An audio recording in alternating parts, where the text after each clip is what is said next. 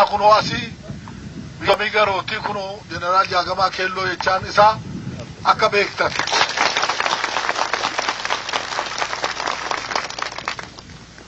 ittiin aansee miseensa Oromoo biyyi isaa ilma akaakayyuu sardaa booraati meettaa adaa kuno lamisee kabbadaan jedhan duratti baandiraa akka beektan ittiin aansee kan isa wajjiniin dhufe immoo ilma moosisaa tuujoo gurmeessaa wajjii waggaa 11 hidhamee du'e illee jedhanii qabamee innis miseensa OLF isaan akka beektan isatti aansee maanguddoo biyya kibla hagarii 11 keessaa dhufe har'a makiinaan nu hanqatee ta'u kunumaan an dhageessifne sagalman baay'isee wanna godhe har'a makiinaan nu hanqatee rakkannee afanii gari kaanii kana xaqlaa gizaatiin isaanii biyyi isaa dhaloon isaa guddatee ittiin aansee anshawaa kibla biyya wallaggaa wakkalee an dhufe isaa qaanqosan jedhan isaa qaanqoseessa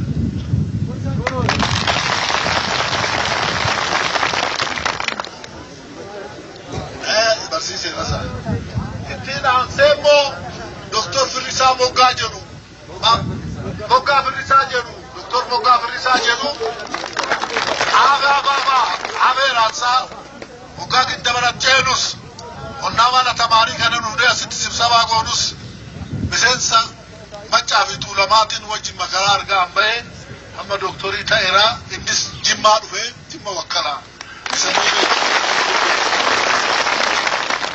ittiin aansee immoo Abbaa Jabal Gurmuu Tuutu Sooddoo dhufan obbo Mokonnin Buttaa obbo Waldatansaay Iddattoo dhiifama naa godha Harargee wakkalee kan dhufe Shamsadiin Abdoo jedhan irra ceekunoo isa kana waannaa Harargee warra Harargee wakkalee Tashoma fi wannoo dhaabnee gubbaarratti kunoo qaba malee atoo Tashoomaa Gabramaaram immoo warra Adaamaati warra Bokkan Jimaati Tashoomaa Gabramaaram ittiin aansee immoo ilmi Qanyaalmaa Mokonnin Wasanuu beektu gaa nu wajjiniin dhufanii miseensa Maccaati Tuulamaati inda mana tillee asillee dhufaniiru waggaa 30 Shambal ilma Mokonnin an jedhan haaraa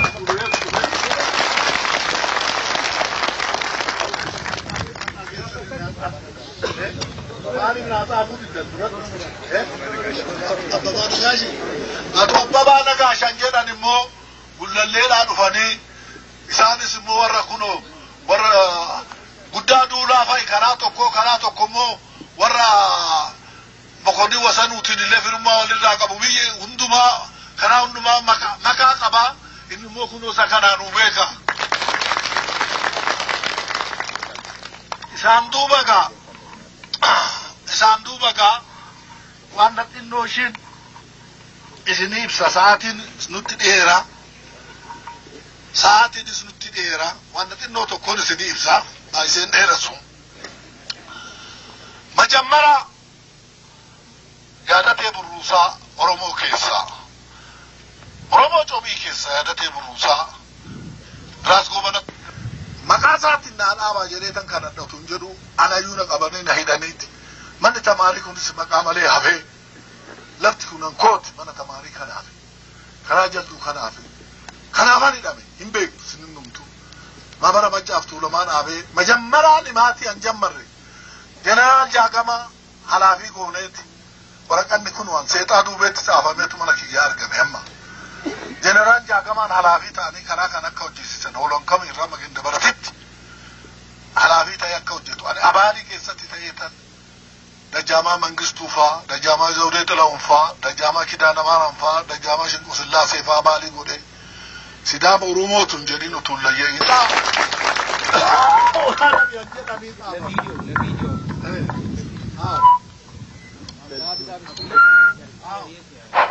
odaa nabiyan jedhaniin dhaabbate kunoo maatamni keenyan dumtuu kan ittiin hojjennu dumtuu isaa nu warasani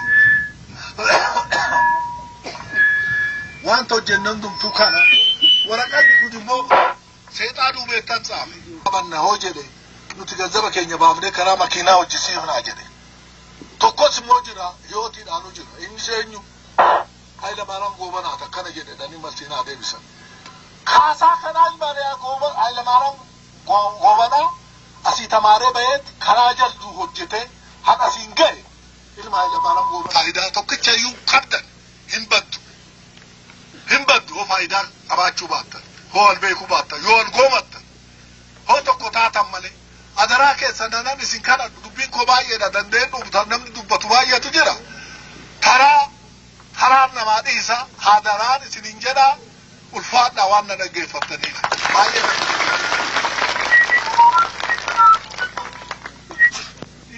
akka dhaggeeffattan ifa manaa godha Hayilamaariyaam Gammadaa han maabara kana asiin gahe Hayilamaariyaam Gammadaa kan jedhan waannaa tsaafii ta'ee macaafi tuulama walitti moggaasee han kanoon dumaatiin gahe Hayilamaariyaam Gammadaa hin du'e obboleetti keenya nu keessaa isaanis tsalootiin goonee fi tsalootii goonaa fi booda macarrashaa irratti ilma adaan kunoo ilma Hayilamaariyaam Gammadaati inni hin du'e hidhamnee wajjin hin lotu eenyu du'e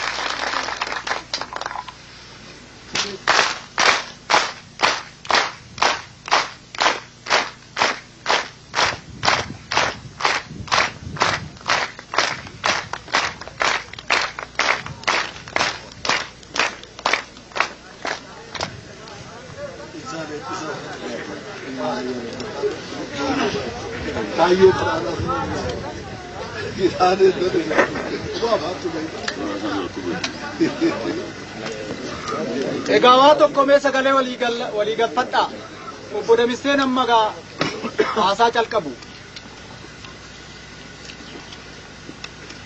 Yaa maccagaa baatiriinis nu diddee akkasumatti waan gabaabduu walitti dhaammannaa egaa warri meektaas dhuftanii machaaf tuulama ta'ee jechuudha. Ammaa calqabnee machaaf tuulama jennee dubbannaa asitti walga'ii irraa kana kabajjanii maanguddoo wallaassoo Oromooti hidhamtee itti duute kana nullee immoo ijoollee isaanii asitti akkaataa kanaan waan nu simattaniif maqaa adda bilisummaa Oromootiin ulfina guddaa galata guddaan isinii dhiyeessa.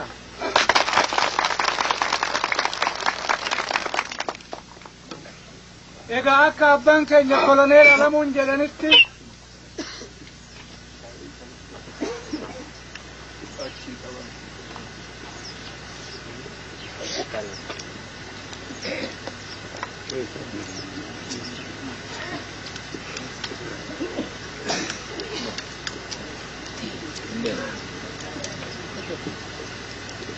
walda'iin machaaf tuulamaa kuni aadaa Oromootii fi seenaa Oromooti irraa ka'uusaa yoo alaabaa adda bilisummaa Oromoo kana waajjira keenyatti yookiin biiroo keenyatti yoo fannifannu yoo ulfeeffannu hundi keessanillee yaa jiraachuu baattan malee namni baay'een dhageessaniirtu alaabaan as jiru kuni amma sirran deebi'aa warri kanaan duran dhaga'ini inni baalli jidduu jiru suni mukni jidduu jiru suni odaa nabeeti. Odaa nabee immoo abbootiin Oromoo haadholiin Oromoo odoo biyya isaaniin dhabin odoo lafa abbaa isaaniin dhabin odoo seenaa isaanii aadaa isaanii eenyummaa isaaniin dhabin odaa nabee kana jalatti walitti qabamanii seera tumachaa turanii. Kanaafi odoo manootiin akkasiin ijaaramin sabni Oromoo galma beeka. Galmi kun immoo kan qaalluusaa kan uumaa isaatiif duudhaa isaatirraa dhufe odoo galman ijaarratin abbootiin Oromoo gaaddisa odaa nabee kana jala taa'anii seera tumatanii seera tumame saniin saba Oromoo kana bulchaa turanii jechuudha. Egaa odaa nabee galma Oromoo ture jechuudha. Gaaddisa Oromoo ture jechuudha. Inni immoo boorri kuni boorri qara qabu kuni qara biiftuuti jechuudha. Ifa biiftuut agarsiisaa jechuudha. Ifni kun immoo Oromoon ifa keessa ture. Oromoon seenaa guddaa qabaachaa ture. Oromoon ulfina guddaa qabaachaa ture. Akka jaarsi keenya amma asitti jedhanitti bulchaan Minilik qawwee faranjii irraa kadhatee yoo isu jechuudha inni boora qara qabu kun qara baay'ee qabu kun inni baala fakkaatu kun jidduu dheeraan immoo diinagdee lafti Oromoo qabdu saawwasaa hoolaasaa re'eesaa garbuusaa qamadiisaa misirasaa baaqelasaa albuudasaa warqeef bunasaa kan baddaarra jiru kan lafarra jiruu fi kan lafa jala jiru hunda kan agarsiisu jechuudha. Inni diimaan olaanu kan jalqabaa abbootiin keenya garbummaa jalan seennu jedhanii isaan amma koloneel Alamuun maqaa dha'ani akaakayyoon isaanii warra fincilanii lolanii Minilikiin garboofnu ergamtuun goobanni nun garboonfatu ergamtuun diinaa jedhanii warra dhiiga isaanii gannaqan isaan agarsiisaa jechuudha inni diimaan kun. Inni dhumaa diimaan kun immoo ijoollee keessan kanarraa kan walga'ii kana isinii fide kan uumaaf duudhaa keessan kana isinii fide dhiiga ofii gannaqaa jiru namoota akka Baaroo Tumsaa kan akka Magarsaa Barii kan akka Gadaa kan akka Elemoo Qilxuu kan akka Muhee Abdoo kan akka Gazzaa'aan Kaasaahun kan akka Atoomsaa kan akka Iggazuu Bantii warreen bosona keessatti dhiiga ofii gannaqan warri kaan warri maqaan dhaamin warra kana agarsiisaa jechuudha dhiiga diimaan isa dhumaa. Alaabaa kanarra jirti. Ishiin bakkalchi kun immoo sabni Oromoo yoo ganama kaatanii qotiyoo keessan gadi yaafattan barraaqa bakkalcha guddaa waaqarratti argituu jechuudha yookaan samiirratti. Bakkalchi suni bari'uu isaa ifa isaa kan agarsiisuu jechuudha. Gabaabatti alaabaan adda bilisummaa Oromoo kana agarsiisa. Nu ga'ee waggaa 100 booda seenaa saba Oromoo keessatti walitti qabamnee gibira kaffaluu fi miti ijoollee keenya baafnee diinaa kenninee loltuu diinaa godhuufi miti. Kootaa jarri duratti abbootiin keenya jedhan san midhaan qotannee galfannerraa walitti buufnee bulchaadhaa kennuufi miti. Har'a waggaa 100 booda kan walitti dhufneefi waggaa 100 booda lafa abbaa Oromoo kan bade, seenaa Oromoo kan bade, eenyummaa Oromoo kan bade, aadaasaa kan bade, uumaaf duudhaasaa kan bade akkamitti yaadeeffannu jennee walitti dhufne har'a. Kan walitti nu qabe diinaa miti, gabbaraa fi miti. Kan walitti qabamne har'a akka bara darbee, akka bara waggaa 100 turjumaanaan hin haasofnu, afaan keenyaan wal fuuldura dhaabbanne ergaa walitti dabarfannaa jechuudha. Kun egaa yaa saba Oromoo dhiiga ijoollee keessaniitiin abbootiin keenya isaan duraa itti hidhamanii, itti du'anii, nummoo itti dabarree wallaansoo isaanii kana dhaallee itti fufnee asiin geenye. Walumatti qabamnee dubbachuu kana baga gammannee yaa Machaaf Tuulama jenna. Dubbii isiniifan gabaabsaa. Jaarsi keenya kan duratti eebba kennan jaarsoliin keenya hundi isaanii sabni Oromoo kun har'a akka waan biyya isaa argateetti, akka waan bilisoomeetti, akka waan bulchaa mataa ofii qabaatutti dhiyeessanii turani. Kuni dhugaa miti.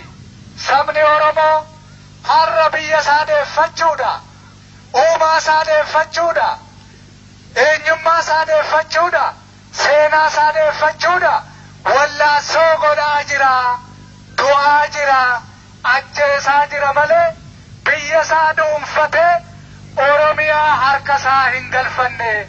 Kana beekutu isinirra jira.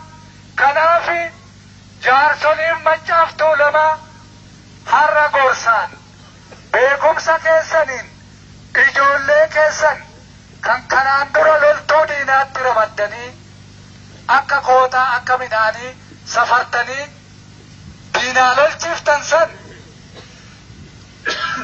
har'a biyya abbaa Oromoo deeffachuudha, uumaaf duudhaa Oromoo deebisuudha, abbaa biyya keessanii, abbaa mirga keessanii ta'uudha.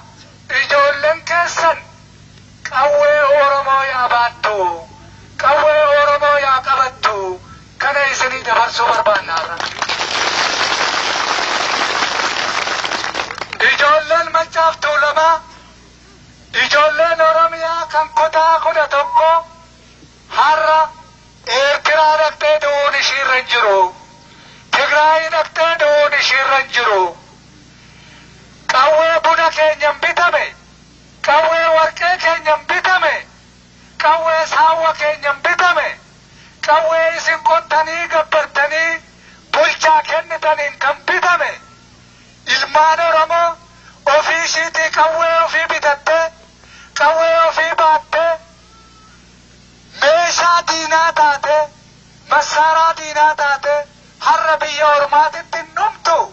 Yoo du'a barbaachise, yoo diinni Oromoon abbaa Oromiyaa ta'uun irra hin jiru, abbaa biyya isaa ta'uun irra hin jiru, abbaa seenaa isaa ta'uun irra hin jiru, abbaa uumaaf duudhaa isaa ta'uun irra hin jiru.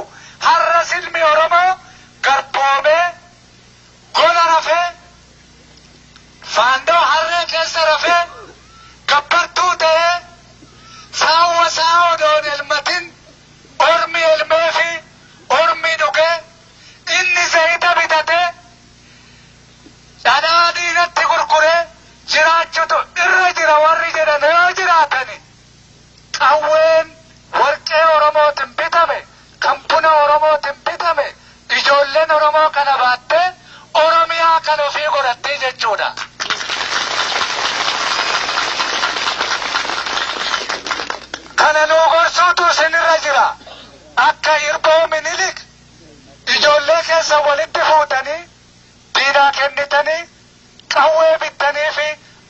diinaa gootu akka diinaa duutu gochuun isinirra hin jiru jennaarra. Ijoolleen Amboo, ijoolleen Maccaa, ijoolleen Tuulamaa, ijoolleen Meettaa lola bulchaa Amaaraa keessatti Minilik irraa jalqabee goobanallee yoo fudhanne Oromoo yaa gurguratu malee, biyya Oromoo yaa gurguru malee, saba Oromoo yaa garboomsu malee, jagna guddaa ta'uusaa, wattaaddara cimaa ta'uusaa ilmaan Oromoo beekutu irra jira.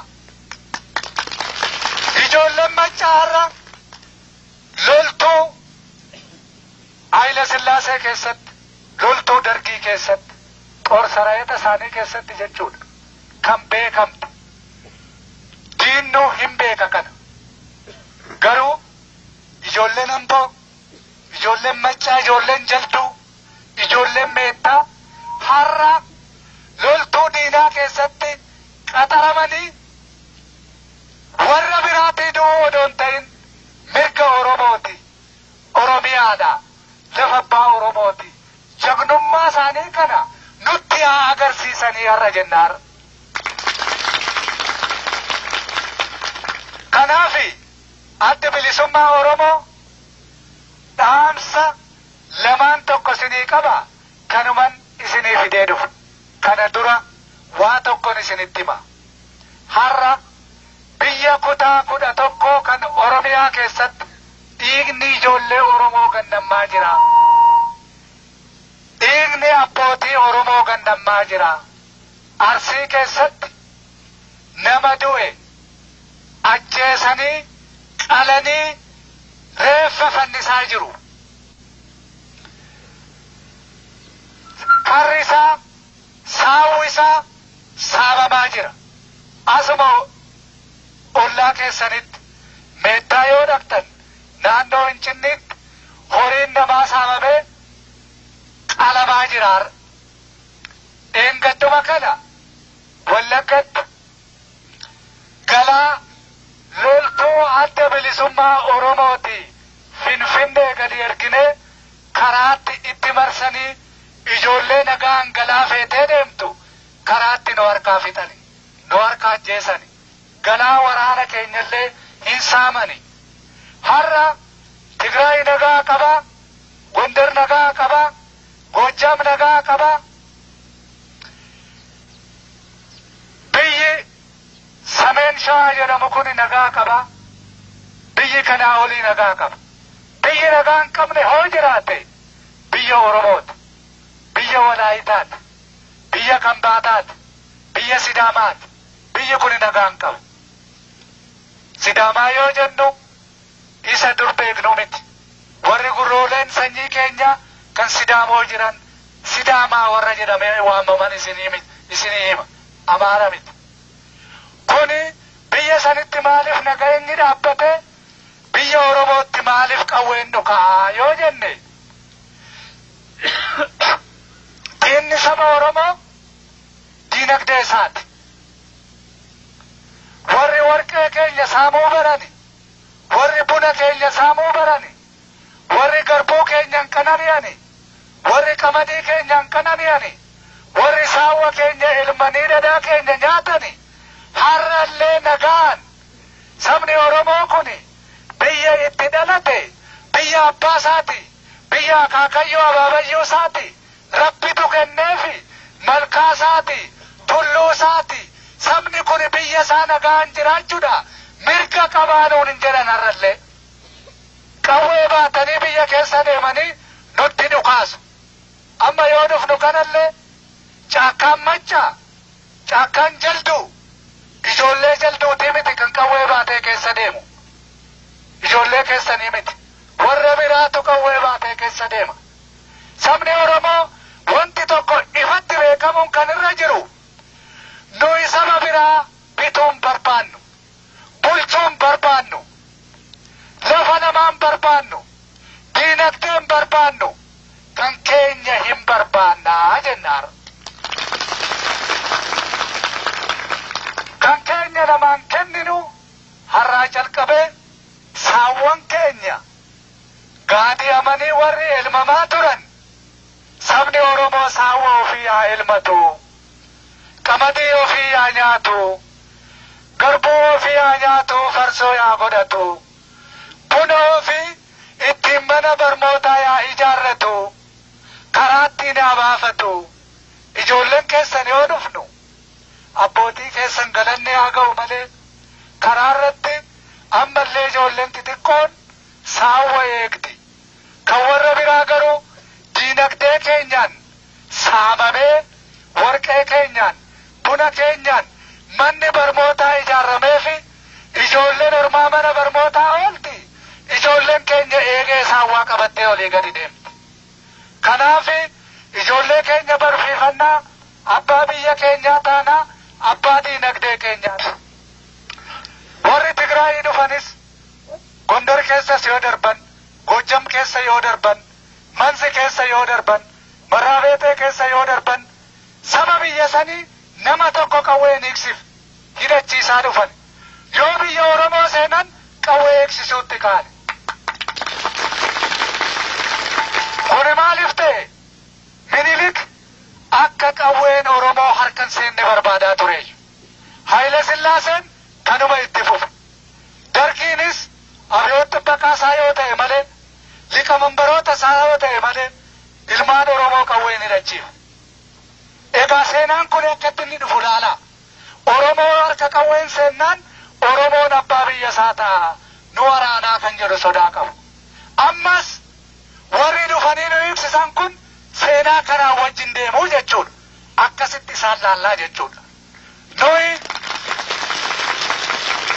Nuyi sabni Oromoo yoo garbummaan barbaada jedhe malee, yoo saba ilma Oromoo bilisummaa barbaadu tokko irratti yoo inni qawwee dhukaase malee, lafti Oromoo kan Oromoo ta'uun irra hin jiru yoo jedhe malee, namni Oromoo tokko hamma bilisummaa isaa barbaadutti, hamma mirga isaa barbaadutti, hamma seenaa isaa barbaadutti qawwee hiikachuun irra hin jiru jenna nuyi. Dhanyaan akkas isin godhee, isin nyaatee, isin garboomsee, maaloo isin godhee, isin qorqee nuun jedhu. Galgala immoo naftanyaa walitti qabanii qawwee hidhachiisaa jiru. Salaamina marragaagaat yookaan warra nagaaf tasgabii eegu jedhanii warra mirga Oromoon barbaanne, Oromoon akka bilisoomuun warra hin barbaanne hidhachiisanii saba Oromootti irratti qawwee dhukaasisaa jiru har'a. Kanallee adda bilisummaa Oromoo warra nagaaf tasgabii eegu yookiin salaamina marragaagaat warra jedhamu kana akka isaan qawwee Oromoo nama Oromootti hin dhukaafne, akka isaan nama Oromoon hiine ammallee waamicha goonaaf. Kanaaf warri kun immoo warri hidhatanii bilisummaa ofiitii lolaa, abbootii isaanii kajabaa, haadholii isaanii kajabaa, obboleewwan isaanii kajabaa, milaacii tokkollee, limmoo tokkollee abbootii isaaniitti irraan fuudhani, haadholii isaaniitti irraan fuudhani. Biyya keenya yoo dhufan diinagdee nurraa saamu, qawwee nurraa saamu, qawwee nutti dhukaasu. Warri kunillee har'aa qabanii akka seeraan bulan waamicha goonaaf.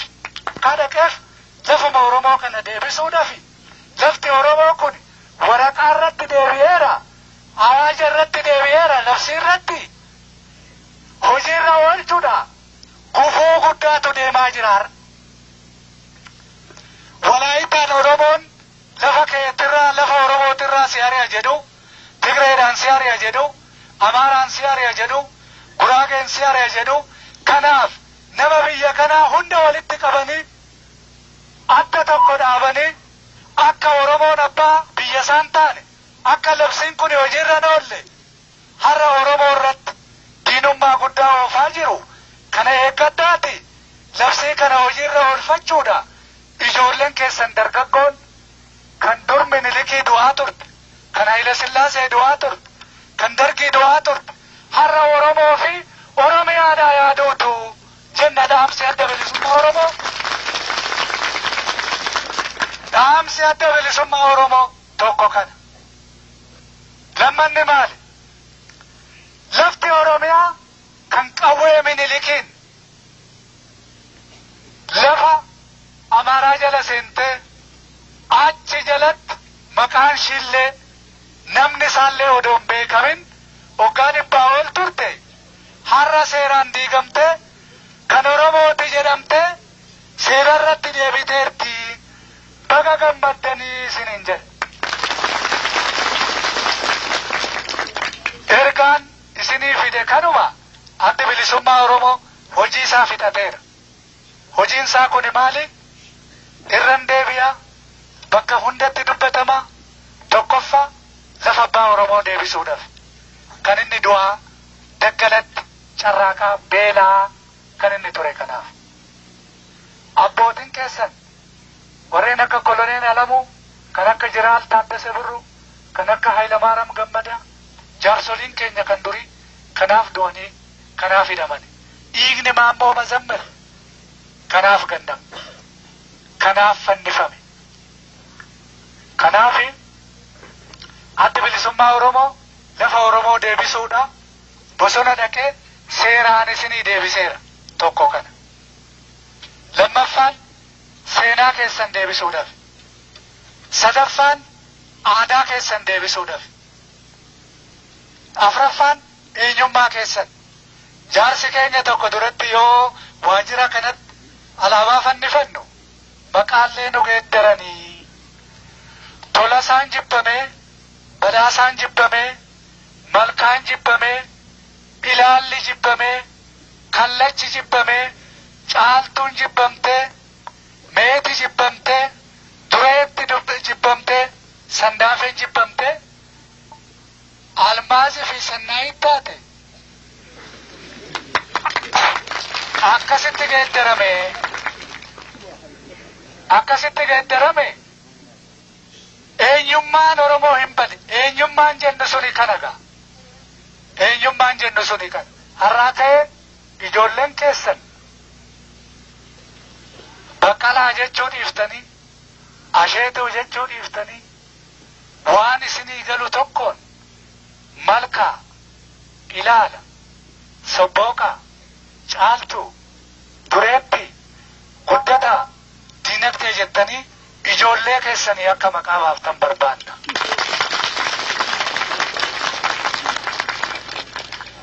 Yaada tokkoon, karaa tokkoon, fedha tokkoon akka kaatan isin gaafanna. Waa'ee filannooti egaa yoo danda'ame yoo diinni waraana nu banuu baate filannoon kun ishii mirchaa jettan kana arba sanii miti, arba Mangistuu Hayilamaariyaam sanii miti. Kan jaldu bitu, kan jaldu bulchu ilma jalduuti jenna nuyi. Nama isin filattan jenna nuyi. Mootummaa Oromoo isin bituudhaafi miti, isin bulchuudhaafi miti. Isin abbaa biyyaa gochuu, abbaa mirgaa gochuu, abbaa seenaa gochuudhaaf. Kanaas nama jaalattan ofiif filattuu jechuudha. Filannoon dhiyoo kanatti hin deema. Filannoon kun yoo deemu nama afaan Oromoo dubbatu odoo hin ta'in nama Oromoo ta'e filattuu jechuudha. Warri afaan Oromoo dubbatan warri gaa durumaa calqabee ergamtuu diinaa warri ta'an guutaniiru. Egaa kana nama Oromoo ta'e tokkoo fi nama afaan Oromoo dubbatu tokko gargar baaftanii filattanii ijoolluma keessan keessaa nama waradaa bulchu, nama awraajjaa bulchu, nama kiflaagar bulchu, nama hojii adda addaa isinii hojjetu kana hunda hin qopheeffattuu jechuudha.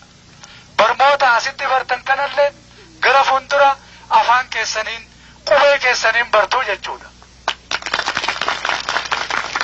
Kana gaa eenyummaa abbaa Oromoo deebisuun. Kanaafi egaa namni dheeraan dubbii dheeressaa asumattan isinii gabaabsaa yaa saba Oromoo waggaa 100 rafteertaa sigaa garagaligaa kai Oromiyaa abbaa Oromoo ta'e isin jenna. Oromiyaan wallaansoo Oromootiin hin dhugoomti, hojiirra oolti. Oromoon saba adda addaa wajjin walqixxummaa fi bilisummaadhaan obboleemmummaadhaan wajjin jiraata.